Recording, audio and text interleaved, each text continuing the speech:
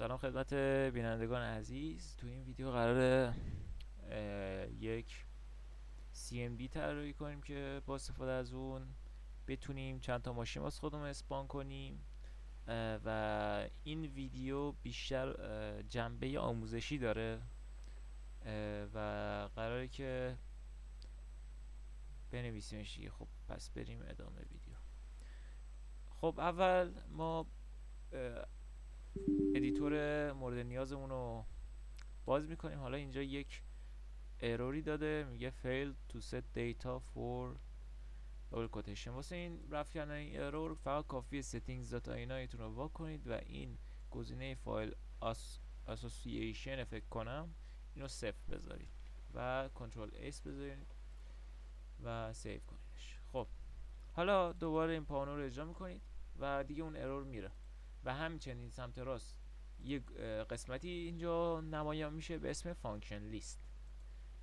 فانکشن لیست تمام دستورهای نیتیو خود سمپ رو براتون نمایان میکنه. خب اول ما میاییم اینجا روی این گزینه میزنیم و گیم مودی که سرورمون باش خودش اجرا میکنه رو فایل PWDNش رو باز میکنه. خب اینجا در این قسمت کدهاش برامون میاد و میتونیم شروع کنیم به نوشتن. واسه نوشتن یک CMD یا یک دستور باید داخل کالبک آمپر کامند تکست شروع کنیم شرط نوشتن، یعنی شرطی بنویسیم که چک کنه کامندی که میخوایم ماشین اسپان بده اون کامندی هست که طرف زده یا نه. یعنی چی؟ یعنی بذارید بعد خودم کدش اینجا بنویسم. خب ما اصلا هدفمون چیه تو این ویدیو؟ ساختن یه کامند که بیاد من یه دیالوگ باز کنه، بعد توش مثلا 3-4 تا یا 5 تا ماشین لیست ماشین باشه، بعد ما انتخاب کنیم و اون ماشین اسپان بشه. کاری نداره، کافیه که یک ایف بنویسیم، یه شرط بنویسیم، بعد چیکار کنیم؟ با استفاده از تابع strcmp این cmd تکست رو مقایسه کنیم با اون کامندی که میخوایم. یعنی بیایم چک کنیم ببینیم اگه اون کامندی که پلیر زد برابر با اسلش مثلا اسپان کار بوده یا نه. این مقدار سومی هم که میگیره یا فالس یا تورو. تورو به معنی درست و فالس به معنی غلط. اگه تورو بذارید این تابع میاد مثلا اگه این پلیر کامند مثلا آرشو بزرگ گذاشت یا اسشو بزرگ گذاشت حساسیت نشون نده.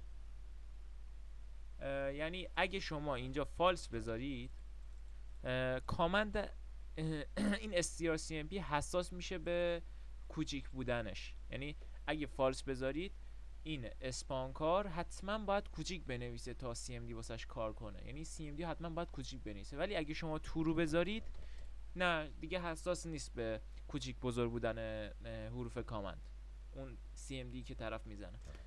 بعد میگیم که این اگر مساوی با 0 بود، یعنی توی برنامه نویسی ما برای مقایسه کردن از 2 تا مساوی استفاده میکنیم. میگیم اگر اختلاف این 2 تا کامندی که این کامندی که زده با این کامند 0 بود، یعنی اختلافی نداشته بود. آره دیگه همینجوری باید بگم به فارسی. 0 بود اگه اختلاف نداشت، بیا یه بدنه واسش بعد بنویسیم. این بدنه کدیه که مربوط به درست بودن این شرط، یعنی اگه این شرط برقرار باشه این کدهای داخلش باید اجرا بشه. بدنش رو میذاریم، بعد داخل بدن اون کدی که مربوط به این شرط رو مینویسیم. خب واسه این کار اول اسپان کار رو که طرف زد چه اتفاقی باید بیفته؟ یه دیالوگ باز بشه. دستور نشون دادن دیالوگ اسمش شو پلیر دیالوگ. اگه کنترل اسپیس بزنید میتونید چک کنید اینجا تابع شو پلیر دیالوگ. این نیتیوه، یعنی یه دستور نیتیو واسه یه سمپه، یعنی واسه خود سمپه و از این کتابخونه وارد کد میشه. یعنی این کتابخونه رو اگه شما اینکلود کرده باشید میتونید از این شوپلر دیالوگ استفاده کنید که یک لیستی رو نمایش بدید یه دیالوگ نمایش بدید. خب اولین مقداری که میگیره آیدی اون پلیری که این سی ام دی رو وارد کرده.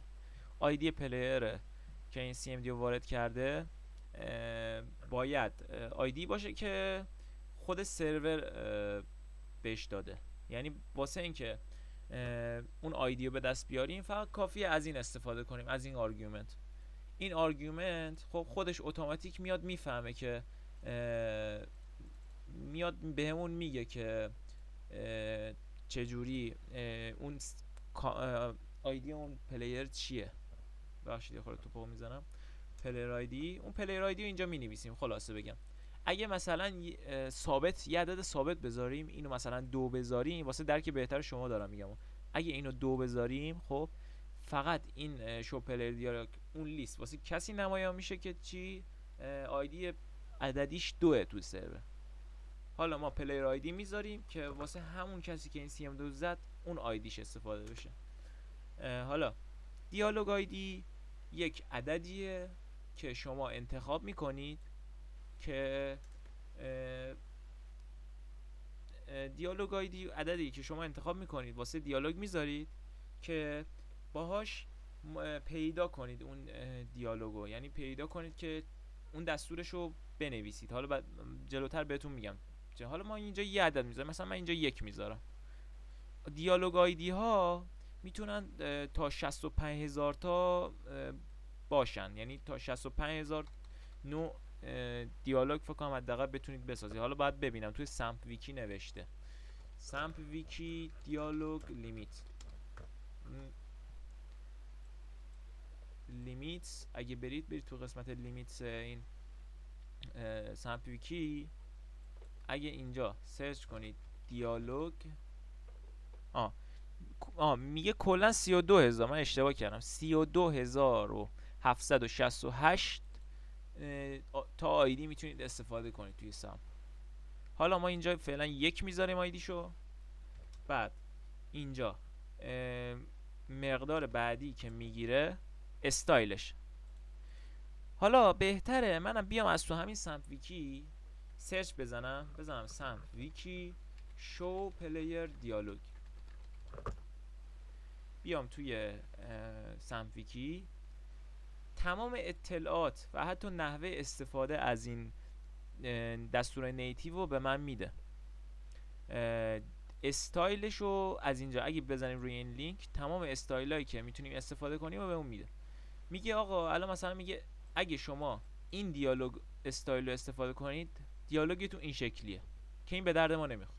میریم بعدی دیالوگ استایل اینپوت. میگه اگه شما از این استایل توی شو پلیر دیالوگ استفاده کنید اون دیالوگتون این شکلی خواهد بود که اینم به درد ما نمیخوره چون قرار لیست باشه. ولی اینجا رو نگاه کنید، دیالوگ استایل لیست اینجا دیگه به درد ما میخوره. نگاه همونطور که میخواستیم دیگه یه لیستی هست ماشین ها باشه، ما روی هر کدوم کلیک کردیم اون ماشین برامون اسپام بشه و باش رانندگی کنیم. دیالوگ استایل لیست، این دیالوگ استایل اگه استفاده کنیم یا شماره 2 رو بزنیم میتونیم این دیالوگ رو بسازیم. حالا میتونیم اینو کپی کنیم بیایم اینجا و اینجا قرارش بدیم، یا اصلا عدد 2 بنویسید. این تگشه. حالا این اختصاری، این برای خوانایی بیشتر و استاندارد بودن از این استفاده میکنیم که قابل درک تر باشه، چون حروف انگلیسی قابل درک تره تا عدد. شما اگه 2 بذارید با خودتون ممکنه سوال پیش بیاد این 2 چیه، ولی شما وقتی دیالوگ استایل لیست میذارید از استایل و لیستش میتونید بفهمید که چیه. چون انگلیسی قابل درک تره ما همون دیالوگ استایل لیست رو میذاریم. حالا آرگومنت بعدی یا آرگومنت بعدی که میگیره کپشنه. کپشن یه استرینگه، این همین دابل کوتیشنی که میبینی این یه استرینگه یا هم متن. ما کلا به متن میگیم استرینگ. ما استرینگ رو میتونیم بذاریم مثلا تایتله، البته این تایتله، کپشن یا تایتل. میتونیم بذاریم اسپاون کار منیو، بعد بریم آرگومان بعدی و بعدش مثلا مثلا که نه اینجا اسم ماشینامون رو مینویسیم، اسم اون متن منومون رو مینویسیم که اول مثلا اولین گزینه ماشین فلان، دوم ماشین فلان، سوم ماشین فلان. خب اولین ماشینی که من میارم اسمشو میذارم اسپاون. اولین اولین آپشنی که من میذارم اسمشو میذارم اسپاون اینفرنوس. حالا من میام اینجا می نویسم سمپ vehicle IDs. حالا MTA هم میتونید استفاده کنید چون همونه دیگه. اینجا دسته‌بندی هم کرده، مثلا هواپیما، هلیکوپترها و قایق‌ها هم دسته‌بندی کرده، موتور هم دسته‌بندی کرده، بعد میتونید پیدا کنید. مثلا من بذار سرچ کنم اینفرنوس. آیدی اینفرنوس 411. حالا با اون آیدیش کاری نداریم، ما اینفرنوس رو اینجا انتخاب کردیم. حالا باید منوی بعدی رو بزنیم، یعنی منوی بعدی رو بزنیم. الان شما بیاید ادامهش بنویسید، این یک منوه. شما برای اینکه منو برید به منوی بعدی بعد توی این بنویسید _n برید بزنید _n که لیست پایینی بتونید مودیفای کنید. حالا لیست پایینی هم می‌نویسیم چی؟ مثلا ماشین توریزمو می‌نویسم اسپاون توریزمو. حالا دوباره یه _ n ماشین دیگه مثلا چی بذارم؟ بانشی هم بالا بد نیم. حالا من بولت میذارم اسپان بولت. بعد دیگه چی؟ LJ هم به اد بزنیم اسپان LJ. خب حالا دابل کوتیشن رو میبندیم. این دابل کوتیشن اینجا باز کردم، اینجا میبندم دیگه، تموم. همین 4 تا آپشن برای من کافی. حالا میریم چیکار میکنیم؟ دکمه هاشو اد میدیم.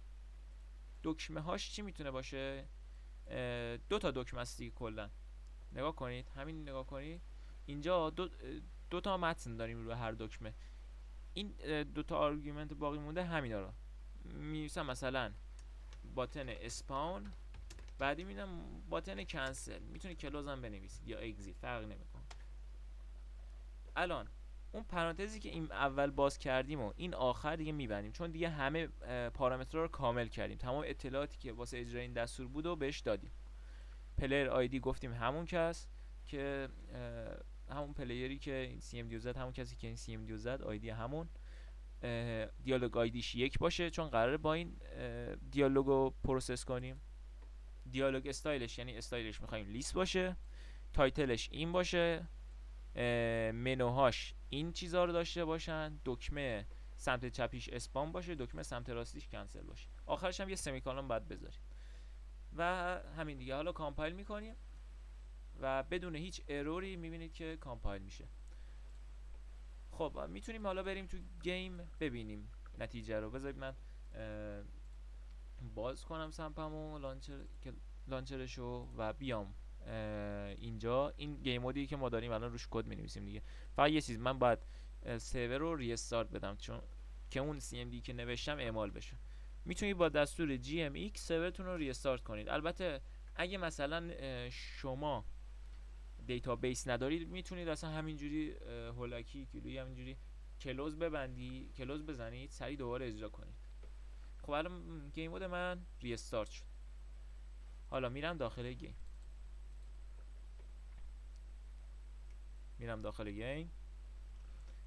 و اسپان رو میزنم. خب حالا ببین اگه من اینجا بزنم اینجا رو نگاه کنید اسپان کار، بله میبینید که برای ما یه دیالوگ باز کرد با 4 تا آپشن. حالا ببینید نگاه کنید الان من بزنم روی این دیالوگا هیچ اتفاقی نمیافته. میبینید هیچ، انگار نه انگار. هر دیالوگ اصلا خالیه. واسه این که ما بذار برگردم به کد. واسه این که ما باید با اون آیدی که بهش دادیم، این عددی که بهش دادیم، با این آیدی که دادیم بریم، با استفاده از این آیدی بریم توی کالبک. فکر نکنم گذاشته باشه. یه کالبکی هست توی سمپ به اسم on dialog response. حالا این سایت on dialog response، این کالبک on dialog response. بریم پایین. این کد، این کالبکیه که واسهش نیاز داریم. کپی میکنیم، میایم مثلا اینجا آخرم میتونید بذارید، میتونید ته گیم مود بذارید. کنترل وی میزنیم، اینو اینجا پیست میکنیم و بعد بدنش رو کامل میکنیم، بدنش رو میذاریم و ریترنش هم انتخاب میکنیم. بذاریم چی میگه. میگه اگه شما 0 ریترن بدید، دیالوگ میتونه توی فیلتر اسکریپتی، یه فیلتر اسکریپت دیگه اجرا بشه، یعنی توی فیلتر اسکریپت دیگه پروسس بشه، ولی اگه 1 بذارید تو فیلتر اسکریپت های دیگه نمیشه استفادهش کرد. خب پس همون 1 میذاریم فعلا، ریترن 1. حالا میایم شرط میذاریم، میگیم اگر اون دیالوگی که ما داریم ازش استفاده میکنیم، یعنی روش گزینه انتخاب کردیم، میگیم if dialog id. اینجا الان اون کاربرد اون عدد 1 که واسهش انتخاب کردیم نمایان میشه، میفهمید چی. اگه دیالوگ آیدی که از اون دیالوگ آیدی اون دیالوگی که ازش استفاده کردیم برابر 1 بود، بیا بدنش رو کامل میکنیم. بیا چک کن ببین اگر طرف if not response رو بذار کپی کن. if not response، این علامت تعجب ناته، شرط رو برعکس میکنه. یعنی اگه من اینجا بنویسم ریسپانس، یعنی اگر دکمه ریسپانس رو زد، ولی اگه این چی میگن علامت تعجب رو بذارم، exclamation mark، اینو بذارم، شرط رو برعکس میکنه. میگه اگر دکمه ریسپانس رو نزد. اگر دکمه ریسپانس رو نزد، که دکمه ریسپانس میشه دکمه سمت چپی.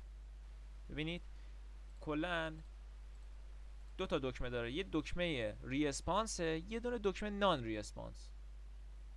سمت راستی قرار داده که دکمه بدون ریسپانس باشه، نان ریسپانس باشه، سمت چپی دکمه ریسپانس. میگیم اگر دکمه نان ریسپانس رو زد، ریترن کن 1 رو. دستور ریترن خاصیتش اینه که شما اگه اون بالا یه ریترن اجرا بشه، دیگه پایینی ها اجرا نمیشه. یعنی دیگه کلا بیخیال شو، اصلا کدای پایین رو اجرا نکن. اگه دکمه نان ریسپانس بخوره، دیگه خط پایینی اجرا نمیشه. حالا این کدایی که اینجا قرار بنویسیم دیگه روی دکمه ریسپانس کار خواهد کرد. حالا می نویسیم اگر دیالوگ آیدی برابر 1 بود، دکمه ریسپانس نبود، ریترن 1 شد. خب میایم میگیم اگر، حالا بر روی لیست آیتم شرط بذاریم. لیست آیتم خب از 0 شروع میشه. یعنی ببینید هر کدوم از اینا که روش کلیک میکنید یک لیست آیتم داره. شما وقتی روی آیتم 0 کلیک کنید، مثلا اگه این دیالوگو داشتید روی آیتم 0 کلیک میکردید، به سمت سرور این کالبک لیست آیتم 0 رو دریافت میکرد. ولی اگه مثلا 1 رو میزدید، همون لیست آیتم 1، ما میگیم اگر لیست آیتم برابر 0 بود، اگر لیست آیتم برابر 0 بود، شما بیا یک اد استاتیک ویکل، یعنی این اد استاتیک ویکل یه دستوریه واسه اد دادن ماشین. اد استاتیک ویکل، اگه این اد استاتیک ویکل اگه این لیست آیتم 0 بود، اد استاتیک ویکل رو بزن. مدل آیدی، یه پارامتر میخواد به اسم مدل آیدی. مدل آیدی میشه آیدی همون ماشینی که میخوای. حالا دوباره باید بزنم سامپل ویکل آیدیز. MTA هم گفتم که فرقی نداره، MTA هم میتونید استفاده کنید. اینجا اولین ماشینمون چی بود؟ اینفرنوس بود. آره اینفرنوس. اینجا همینجا سرچ میکنم اینفرنوس و اینجا من آیدی 411 رو میذارم، میگم بیا پایین. اینجا بود کدمون. خب اینجا اد استاتیک ویکل کن ماشین آیدی 411 رو کاما. بعد دیگه چی میخواد؟ آرگومنت دومش اسپان ایکس و اسپان وای اسپان زد. این سه تا فلوتی که میبینید، این سه تا آرگومنتی میخواد مختصات ماشین ما. خب ببخشید دوستان من این کد رو پاک کنم. خب حالا ما میایم چیکار میکنیم؟ سه تا متغیر تعریف میکنیم با تگ فلوت، یعنی عدد اعشاری. بعد x و y و z رو تعریف میکنیم اینجا. خب بعدش میایم get player باز میکنیم، player id همون آیدی کسی که این دیالوگ روش پروسس میشه. x و y و z رو میگیریم از این get player پاز. خب بعدش میایم x و y و z رو به این میدیم. حالا من دوباره پارامتراشو باز کنم. ما اسپان x و اسپان y و اسپان z رو دادیم. حالا یک در یه روتیشن هم میخواد، زد انجل هم میخواد یا انگل. ما اینو حالا این به درجه است بچه ها، میتونید بذارید مثلا 90 درجه ولی صفر میذاریم چون برای ما مهم نیست روتیشنش که روی ماشین به کدوم ور باشه. بعدش دو تا رنگ میگیره که اینجا اگه بزنید، اینجا سرچ کنید سم vehicle colors، اینجا تمام رنگا میاد. خب اینجا تمام رنگا میاد ولی اینجا ما ماشینمون میخوایم سفید باشه. این یک میخوایم کلا هم یک و یک اولی رنگ ماشینه و یک دومی صندلیای ماشینه، یا فکر کنم برعکس، دقیقا نمیدونم، ولی یکیش رنگ بدنه ماشینه، یکی رنگ صندلیای ماشینه و اینم از این. حالا این فقط واسه ماشین اینفرنوس بود. اینو میتونیم کامپایل بگیریم الان و اینجا GMX و بریم داخل گیم. من تا این ریستارت بشه پاز میکنم. خب پاز شد. میام اینجا داخل گیم و اینجا اسپان میزنم خودمو و بذار بیام رو جاده، همون اسپان کار رو میزنم. اسپان کار. حالا ببینید اگه من اینفرنوس بزنم ماشینمون اسپان میشه، ولی یه جوری اسپان میشه رومون که خودمون رو گیر میکنیم. واسه جلوگیری از این اتفاق میتونیم اون x رو یه به علاوه 2 بهش بدیم، بگیم یه خورده مختصات اونورتر اسپان شو که نیفته رومون گیر کنیم. من اینو مثلا میذارم y شو به علاوه 2. فرق نداره، میتونید حتی اینم به علاوه 2 کنید، فقط یه به علاوه 2 میزنیم که یه خورده بره اونورتر اسپان بشه. بعدش اینو اگه ریستارت کنیم، دوباره GMX بزنیم، خب الان ریستارت شد. دوباره میریم داخل گیم مود و اسپان رو میزنیم. حالا دوباره اسپان کار و اینفرنوس رو اد میکنیم. کجا رفت؟ این بغلم اسپان شد، یه خورده دیر اسپان شد. خب حالا این برای فقط ماشین اینفرنوس بود، توریزمو، ولی دیگه کار نمیکنه. اینفرنوس اسپان میشه برامون، میتونیم سوار شیم و همین دیگه. حالا الان باید بریم پروسس دیگه، ماشینای دیگه هم بزنیم، یعنی اکشن اونا هم بنویسیم. حالا یه بار دیگه می نویسیم if لیست آیتم مساوی با 1. همین کدا رو کپی میکنیم چون نمیخوایم وقت گرفته شه دیگه. فقط این آیدی ماشین رو، ماشین دومی اسمش توریزمو، آیدی ماشین توریزمو رو بهش میدیم. آیدی ماشین توریزمو سمپ ویکل آیدیز، دوباره با بازش کنم توریزمو ایناش 451. اینو اینجا پیست میکنیم. حالا به همین ترتیب لیست آیتم 2 تا لیست آیتم 3 باید بریم. همینو کپی پیست. اینم یه تب بزنید بیاد جلو. همیشه سعی کنید ایندنتیشن رعایت کنید، تو رفتگی بدید، اینطوری کد خاناتره. بعد اینجا ماشین بعدی اینجا چی بود؟ بولت هم اینجا آیدیشو بر میداریم میدیم به این پیست.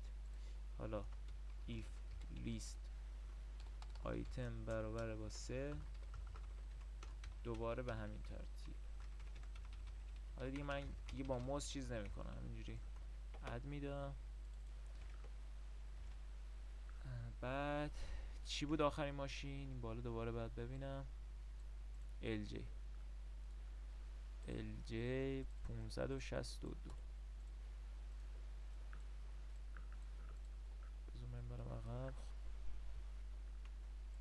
خب اینو میذارم اینجا. خب این از این. حالا کامپایل میکنیم دیگه تموم شده رفت. حالا فقط یه تستش مونده.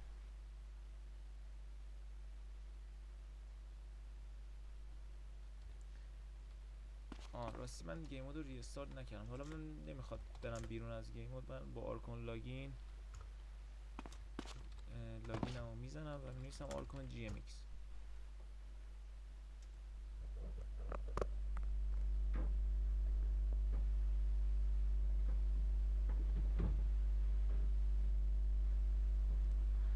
خب اسپان میزنم.